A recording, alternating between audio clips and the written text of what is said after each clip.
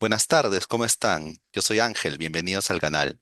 El día de hoy y después de prácticamente 2 años, vuelvo a entrevistar al gran escritor peruano Roberto Rosario Vidal, quien se ha desempeñado en diversos ámbitos de la literatura como literatura infantil y juvenil, y también en los últimos años ha empezado una trilogía de novelas históricas bastante interesantes y que he tenido la suerte de leer la primera, Inés Huaylas Yupanqui, Una estrella entre dos mundos, y la última, a finales del 2024, 1600, Beatriz Clara Coya. Roberto, es un gusto tenerte aquí después de 2 años. Luis, el gusto es mío y me sorprende que haya pasado tan rápido el tiempo. Y bueno, pues nos estamos encontrando cada vez que sale un nuevo libro. Espero que la próxima entrevista sea en un tiempo más corto. Mucho gusto. Muchas gracias, Roberto. El gusto es mío. En realidad tuve la suerte de conversar contigo esa vez acerca de tu novela Inés Huaylas Yupanqui, que me dejó una gran sorpresa de conocer varios datos sobre ella en el aspecto histórico y también tu pluma literaria. El video de la obra de Inés Huaylas Yupanqui es el más visto de mis shorts de YouTube, así que le tengo un cariño bastante especial. Y siguiendo tu trilogía, el año pasado publicaste la novela 1600, Beatriz Clara Coya. ¿Quién fue Beatriz Clara Coya? Beatriz Clara Coya es nieta de Manco Inca, el Inca rebelde, hermano de Atahualpa, de Huáscar e inclusive de Inés Huaylas Yupanqui. Este Inca rebelde surge en la historia el año 1536 cuando toma el Cusco y posteriormente participa a través de un general en el cerco de Lima. Manco Inca, decíamos, es abuelo de Beatriz Claracoya, quien es hija del segundo Inca de Vilcabamba, Zairi Tupac. Su madre es también una princesa inca llamada Cusihuarcay. Muchas gracias. Se tiene que conocer el contexto histórico que es parte de nuestra historia en ese convulso siglo XVI para poder comprender estos personajes, ¿no? La gran mayoría de ellos históricos, reales. Me has mencionado, por ejemplo, a Huáscar, Atahualpa, que son personajes harto conocidos, por lo menos de nombre, por la práctica totalidad de peruanos. Manco Inca, de quien hace unos meses creo que hubo una especie de polémica en el Congreso porque lo quisieron declarar héroe prócer, algo así. Pero en el caso de las princesas, ¿cuán importantes o relevantes son las princesas incas de la época de la conquista en nuestra historia y por qué crees que han sido por poco y olvidadas? Bueno, no solamente las princesas incas, sino que la mujer a través de los tiempos ha estado relegada, ha estado postergada, pese a que muchas de ellas han desarrollado actividades muy importantes, ¿no? A través de los tiempos, tanto en el incanato como en el virreinato, como en la conquista y ahora mismo en la República, personajes que estaban detrás de las autoridades, detrás de los gobernantes, detrás de los revolucionarios, figuraban simplemente como las esposas de, cuando muchas de ellas eran pues el eje, el corazón, el empuje que hacía posible que estas personas, ¿no? Que a quienes la historia los reconoce, lograron acceder, realizar las obras por los que le recordamos a través de los tiempos. Entre ellas, por supuesto, Inés Huaylas Yupanqui, que no solamente fue la hija de Huayna Cápac con una princesa, no, con una cacique del Callejón de Huaylas, Cunturhuacho, sino que fue un personaje que protagoniza una etapa muy importante en la historia del Perú, ¿no? Al unirse con el conquistador Francisco Pizarro, con quien tuvo una hija que se considera la primera mestiza del Perú. El caso de nuestro personaje, Beatriz Clara Coya, cobra un protagonismo también porque en esa segunda etapa de la resistencia pertenece a ese grupo de descendientes de los llamados Incas de Vilcabamba, que continúan el movimiento iniciado por el abuelo, por Manco Inca, un Inca rebelde, cuya rebeldía justamente nace luego de comprender que a aquellas personas que vinieron del mar y que inicialmente pensaban que eran descendientes de los dioses, eran seres comunes y corrientes y que estaban cometiendo infinidad de tropelías. Me has mencionado a Inés Guaylas y el papel de la mujer. En la novela, aparte de mencionar a Beatriz, a rato su madre, la Coya Custihuarcay, siento como que le quita protagonismo. Ella tiene voz y es bastante expresiva y bastante fuerte su carácter porque estuvo marcado por tragedias desde la niñez, ¿no? Incluso la madre de ella, esposa de Manco Inca, la Coya Curaoclio, no tiene voz aquí, pero Cusihuarcay la menciona, habla de ella, de su sufrimiento y de su tragedia, ¿no? De cómo acabó una emperatriz inca con una muerte tan indigna. Se ve el papel de las princesas, de las mujeres de la aristocracia en una época tan difícil. ¿Qué nos puedes contar sobre Kusi Warkay? ¿Cuán importante la sientes tú en la novela? No solamente al ser madre de Beatriz. Kusi Huarcay, según algunos historiadores, es hermana de Sairi Tupac. En consecuencia, sería hija de Manco Inca. Otros historiadores refieren que es hija de Huáscar, pero bueno, de una u otra manera son primos hermanos si no son hermanos. Luego de la muerte indigna del asesinato de Manco Inca a manos de unos españoles que él había cobijado, que él había protegido, y esos eran almagristas, quedan huérfanos a muy temprana edad los hijos de Manco Inca. Y creo que una de las hermanas mayores era precisamente Cusihualcay, porque los otros hermanos, ¿no? Sairi Tupac era muy joven, Tupac Amaru recién había nacido, hacía un año, prácticamente su padre lo deja a escasos meses después de haber nacido. Cusihualcay asume una responsabilidad muy grande, el rol de hermana, el rol de madre, heredera de esa rebeldía de su padre, de ese deseo de resistir ante la invasión de los españoles, quienes habían sido pues recibidos como dioses y que los pueblos que lo habían apoyado le dieron todas las facilidades para que pudieran realizar sus actividades en Cajamarca, viajar hasta el Cusco y con sorpresa vieron un saqueo terrible de los lugares más importantes y trascendentes del incanato. Entonces, ella, Kusi Huarcay, tiembla su carácter y va a asumir pues una responsabilidad muy importante. Más aún, ella recuerda cómo torturaron a su madre hasta los últimos días, ¿no? Que ella sobrevivió hasta su muerte flechada al no aceptar el pedido, las ambiciones, los requerimientos del mismo Gonzalo Pizarro. Y bueno, fue una historia terrible que marca en la vida, en la personalidad de Cusihuarcay. Y va a seguir atravesando momentos difíciles porque cuando a instancias de las autoridades de España, su esposo, Sairi Tupac, viaja a Lima para negociar, ella en principio no está de acuerdo y le exige que piense bien, que tome una decisión adecuada. Lamentablemente, el consejo de esta mujer hábil, inteligente, con mucha experiencia, no va a ser bien oída y a raíz de ello se va a producir pues un suceso con el que prácticamente concluye el incanato. Me refiero al Tratado de Acobamba en 1566, donde Sairi Tupac, el segundo inca de Vilcabamba, acepta someterse al rey, a Felipe II. Claro, ahí ya prácticamente es un tratado de sumisión, de entrega de lo poco que queda del imperio inca, ¿no? Causó varias emociones en mí el personaje de Kusi Warkay porque en la novela veo en ella el ímpetu, el énfasis, esa añoranza de la grandeza del imperio, ese ideal de restaurarlo quizás en medio de tanta dificultad, ¿no? O imposibilidad quizás, mientras que el personaje de Beatriz, me gusta que le hayas dado voz. Porque es un personaje del que, como digo en mi video, en la reseña que hice, yo lo descubrí en 1996 solo de nombre, en un atlas del diario Ojo con varios coleccionables y solamente ahí estaba su imagen en la época de historia colonial. Decía la Ñusta Beatriz y no supe nada más de ella.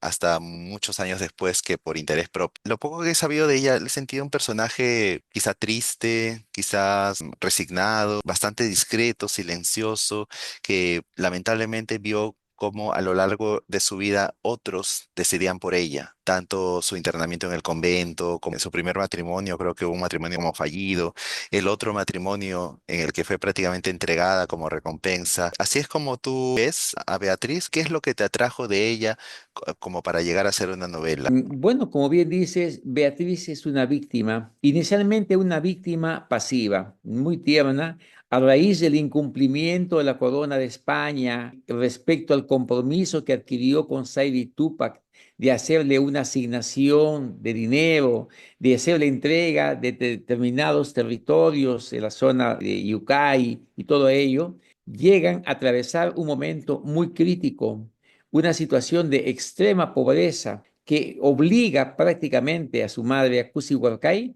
a tener que dejarla en un convento a los 5 o 6 años para que pueda esta niña subsistir. Una vida muy triste, pero una imagen que nos muestra que muchas de las negociaciones entre españoles e incas no se cumplían adecuadamente. Transcurren esos primeros años de vida de Beatriz Clara Coya en el convento, en donde vemos que va a recibir, por supuesto, una educación cristiana, va a aprender a leer, ¿no? Va a poder comunicarse adecuadamente, pero durante ese tiempo ocurren situaciones como la que acabas de mencionar. Muerto Saidi Tupac, asume el gobierno, si se quiere, el tercer hijo de Manco Inca, quien es Tito Cusi Yupanqui, que es un hijo natural, pero que asume ese mando en vista de que el heredero legítimo, Tupac Amaru, todavía era muy niño, era muy tierno, y él comienza a realizar actividades, ¿no? También de resistencia, asaltos, etcétera, etcétera, y comienza una negociación.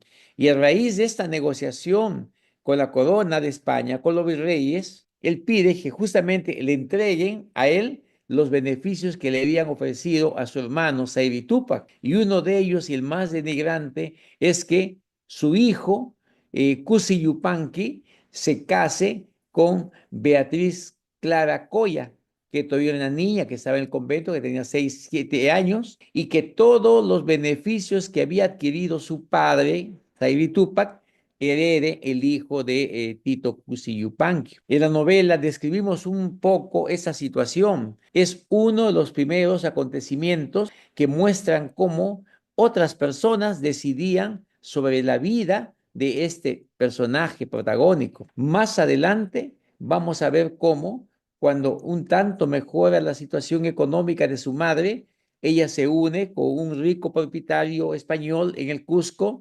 retira a su hija del convento, la tiene en su casa. Y cuando ella comienza ya a vivir una vida un poco más placentera, de satisfacción, integrándose con su familia, conociendo la ciudad y algunos lugares, ocurre también esa determinación de hacerle casar a escondidas con el hijo de este propietario español, lo que genera un escándalo terrible. No se dice directamente en la novela, pero el rumor de la gente era que se había concretado el acto matrimonial con esa niña de 8, 9, 10 años y esa niña había sido violada. A raíz de esto interviene, bueno, ya las autoridades y lo retiran de Cusco y ella vuelve al convento. Pasan los años, ya fallece. Miren, también esta situación, ¿no? Seydi Tupac firma el acuerdo con el rey de España y el año siguiente muere de una manera misteriosa. Se menciona la intervención de algún fraile. Igual lo ocurre con Tito Cusi Yupanqui, que un año, 2 años después de el acuerdo este, también Sí. muere con intervención extraña de personajes Bastante relacionados sospechoso, ¿no? En ambos por casos. supuesto, para la iglesia. Y bueno, y se queda un tiempo más en el encierro, Beatriz Clara Coya, hasta cumplir los 15 años. Al cumplir los 15 años, ella ve pues que ha asumido, si se quiere, el reinado, su tío, un personaje muy querido de su familia, que era como si fuera su hermano, porque había crecido pues en el seno de su familia, criado por su madre, Tupac Amaru I, un hombre muy recto, con unas ideas muy firmes, totalmente distintas a las de sus dos hermanos, y él inicia una lucha sin cuartel contra los españoles, una lucha de resistencia, tratando pues de recobrar ese imperio, ese Tahuantinsuyo que había sido pues perdido por la conquista de los españoles. Lamentablemente había llegado ya al Perú, al virreinato, el virrey Toledo llega más o menos el año 1569, un hombre con mucha experiencia militar y política, organiza un poderoso ejército y ofrece entre una de las recompensas que quien logre capturar a este fugitivo, Tupac Amaru primero, que se había internado hacia la selva, le iba a entregar en matrimonio a esta princesa inca que se encontraba en el convento de Santa Clara del Cusco y que era además heredera de grandes propiedades y de beneficios económicos que le había asignado la corona de España. Y aquí va a ocurrir nuevamente esa toma de decisión por parte de personas extrañas respecto a la vida de Beatriz Clara Coya. Sí, es algo que lamentablemente es una constante en la vida de esta pobre princesa. Y el papel central del virrey Toledo, por ejemplo, una persona tan inflexible. Sin embargo, también nos hablas de, si no me equivoco, se llama Zulay. Surain. Sí, Zulay. Este es un personaje que es como una especie de licencia literaria, creo yo. Sí, sí, Sí, sí. ¿cómo te ha ayudado o qué simboliza Zulay? Porque si bien no soy crítico literario ni experto en literatura, pero creo que personajes así ayudan bastante en una obra. No fueron reales, pero pudieron haberlo sido. Y son ejes, ayudan a unir historias y sobre todo simbolizan algo. ¿Qué simboliza Zulay? Que también es un personaje femenino bastante presente. Sí, como bien manifiestas, Zulay es una licencia literaria que me ha permitido tener una persona que narre la vida de mi protagonista. Pude haber escrito la obra de repente, pues, en primera persona, contando su propia vida, o usar una tercera persona que narre la historia. En este caso, viendo a una niña que a los 5 años llega desamparada a un convento, investigando cómo era la vida de las niñas, porque el convento solamente iban niñas, por lo general niñas huérfanas y abandonadas. No era el caso de Beatriz Clara Coya. Era una niña que tenía madre, ya no tenía padre, pero que estaba atravesando pues una situación económica muy lamentable. La aceptan y ella, siendo muy tierna, le encargan el cuidado a una religiosa muy joven. Por lo general no entraban niñas tan tiernas, entraban ya adolescentes, personas con una edad mayor, y entraban a trabajar, a ayudar allá a la obra cristiana. Llegando esta niña, tienen que encargarle a un personaje, ¿no? A una religiosa, en este caso Zulay, que va a ser su amiga, su hermana, y por coincidencia en la novela menciono que su origen es del mismo lugar de nacimiento de Beatriz Clara Coya y que ha conocido a su madre y que siendo en cierto modo una persona allegada a la madre de Beatriz, ha escuchado las conversaciones, conoce la historia de su pueblo, conoce las tradiciones y esto le va a permitir participar en la formación cultural de Beatriz Clara Coya durante su infancia. Y bueno, creamos otra situación, ¿no? Que en cierto modo ella ha conocido a Tupac Amaru desde niños y inclusive han pasado una adolescencia en donde hubo muchísima cercanía. Es parte ya del argumento.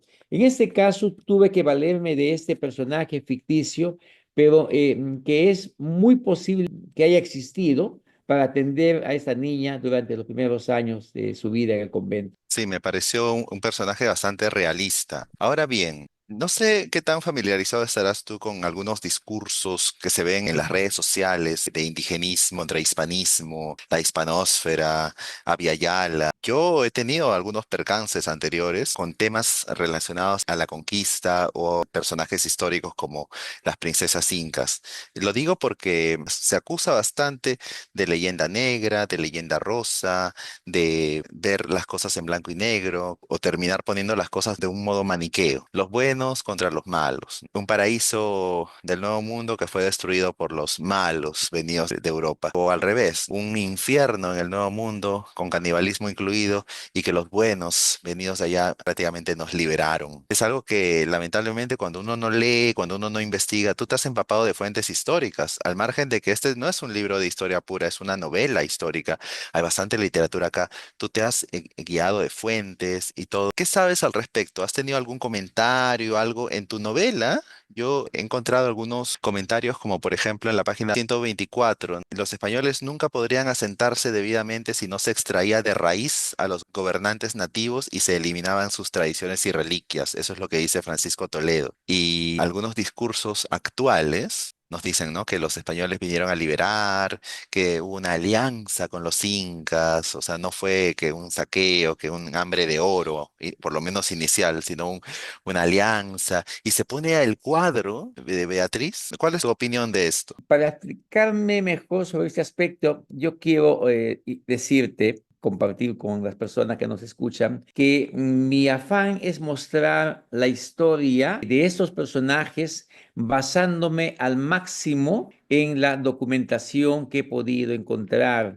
información histórica, ¿no? Documentos, fuentes diversas encontradas acá en el Perú, encontradas en Internet y libros que he tenido la suerte de adquirir en otros lugares. Mi posición respecto a la conquista trata de ser ecléctica.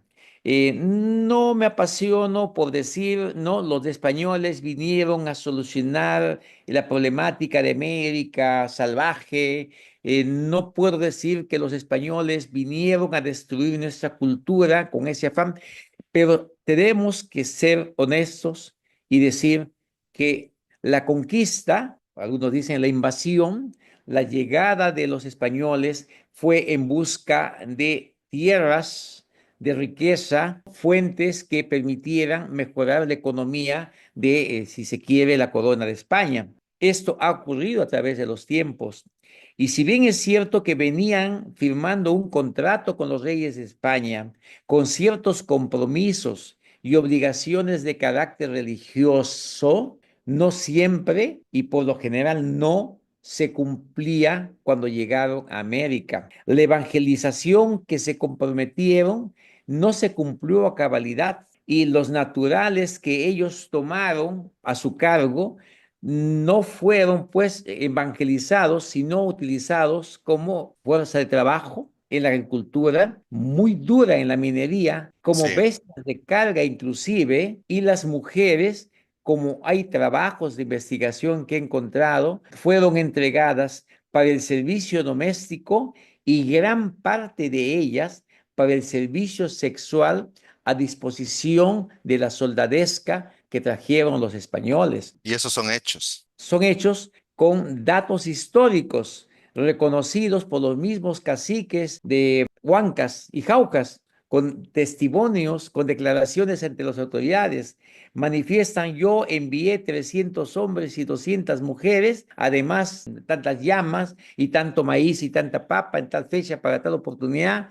Y bueno, cantidad de documentos con estas características Claro. y que, bueno, demuestran pues que la situación no ha sido tan recta, tan como algunos hispanistas puedan decir. ¿Que fue la unión de dos culturas? Sí, por supuesto, fue la unión de Definitivamente. dos culturas. Hubo mestizaje en América Latina, en América, en Sudamérica, lo que no ocurrió en Norteamérica. Bueno, algunos dicen, allá simplemente los arrinconaron o los mataron y acá se juntaron, pero no se juntaron a buenas. Cuando yo hablo o hablamos de la primera mestiza del Perú, es una primera mestiza simbólica porque es la hija del conquistador y la hija de un inca. Pero Debe haber semanas habido muchos antes, más. días antes, cuando Pizarro logra capturar Atahualpa en Cajamarca, se produce pues una hecatombe sexual, un desenfreno entre esta soldadesca,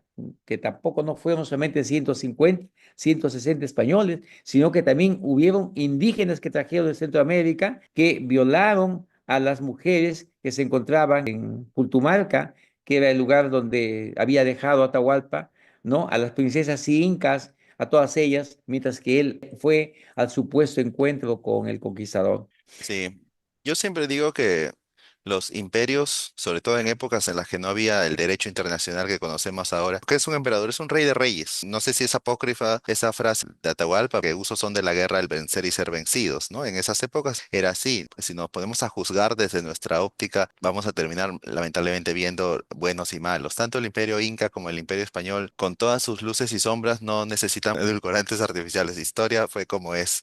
Y lo digo porque últimamente estoy viendo más la imagen, no tanto que se hable de ella, sino usar el cuadro de Beatriz Clara Coya casándose con el capitán español que capturó a Tupac Amaru, como mostrando esa unión o ese mestizaje. ¿Qué simboliza para ti en una frase corta, digamos?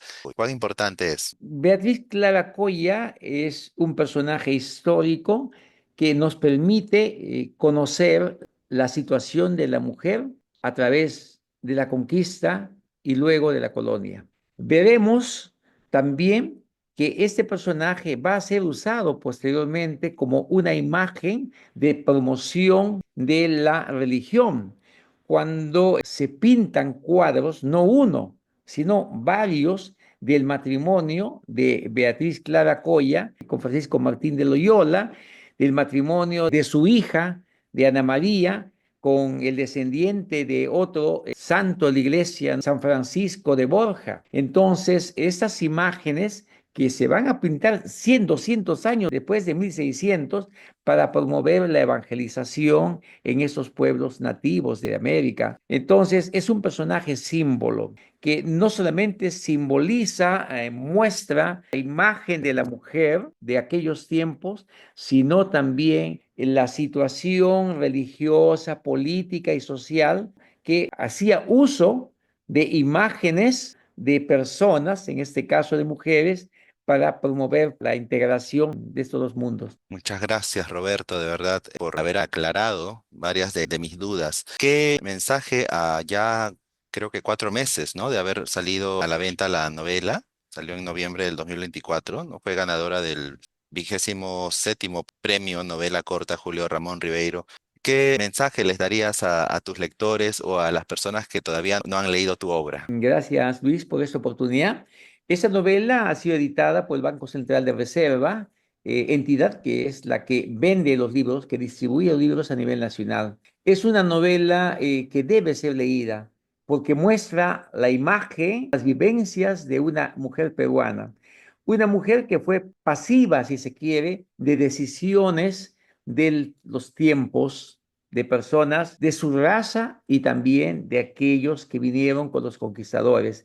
Pero al final ella se sobrepone y cuando leemos la parte final del libro, vamos a ver que ella era en cierto modo también una heredera de esa resistencia de sus ancestros. Sería interesante que se interesen y pregunten a qué se debe que después de haberse casado en 1572 tuvieron que transcurrir recién más de 20, 26 años para que ella logre concebir una hija, que fue Ana María. En la novela hablamos sobre este paréntesis, sobre esta temática y mostramos pues que en esta segunda etapa de su vida, ella es también una mujer revolucionaria. Muchas gracias, Roberto. El último libro de tu trilogía será sobre otra princesa de sangre real, ¿verdad?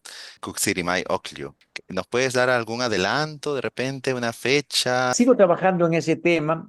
Kusirimay Oklyo es otro personaje muy importante, contemporánea con Inés Huaylas Yupanqui. Nace también en 1515 y va a compartir una parte de la vida junto con Inés hasta que cuando Pizarro viaja con el tesoro del rescate hacia el Cusco, ella se queda en el Cusco. Ella es hija de la nobleza cusqueña, descendiente de la línea de Pachacútec, y luego de separarse Francisco Pizarro de Inés Huaylas Yupanqui, va a ir a buscarla y va a conseguir, ¿no?, comprometerse con ella, con quien va a tener dos hijos. Este personaje es mostrado por los pocos historiadores que se refieren a ella como una mujer de gran personalidad y un enorme atractivo sexual, porque Kusirimay Oklyo, hay que recordarlo y hay que decirle, fue nombrada por su tío legítimo, el Inca Huayna Cápac, como la Piwi Huarmi de Atahualpa. ¿Qué quiere decir eso? Fue designada para ser la esposa oficial del Inca Atahualpa, La futura Coya, que la sería, futura quizás. Coya. En esta novela vamos a hablar sobre esta circunstancia, llega a ser la Coya o no, llega a unirse con él o no, pero se da el caso que después de esta circunstancia ella se va a unir con Francisco Pizarro y en cierto modo, y ahí trabajos y la llaman como la gobernadora del Perú. Y posteriormente, luego de la muerte de Francisco Pizarro en 1541, 2 años después se va a casar con un cronista muy importante, muy famoso, Juan Díez Betanzos. Es otro personaje muy rico en la historia y no son Sí, las únicas. Hay otros claro. personajes muy, muy, muy importantes. Azarpay, Curicoiljur, etcétera. Hay Así es. tantos personajes, ¿no? De verdad, muchas gracias por esta entrevista después de 2 años y espero contar nuevamente contigo para la presentación de la tercera novela. Ha sido un verdadero gusto, Roberto, y espero volverte a ver en una próxima ocasión. Muchas gracias, Luis.